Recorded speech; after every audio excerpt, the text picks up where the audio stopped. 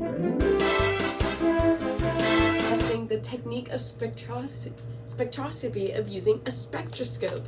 A spectroscope is a device that helps separate light into its spectral components. It's a box with a little slit at one end and to let the light in, and a light splitting device at the other end that diffracts the lights with grating. It contains a mirror, and it's a surface with angled edges and grating so that the angle and spectrum of light that comes in determines how the rays will bounce and diffract the grating into its observable wavelengths. The possible uses for a spectroscope are for the observable spectra of discharges from gases, thermal energy from and heated metals, and also looking at fluorescent lights like that one. And you can look at the sunlight and many other observable lights to see an observable spectrum.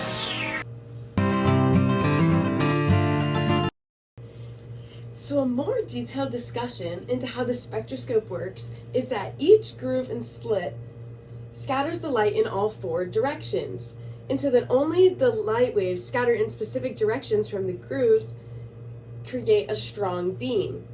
And the light beam that goes through, made into the grating, forms several distinct wavelengths that are split by the grating into their component wavelengths, which separate the wavelengths heading in different directions to create the visible emission spectra.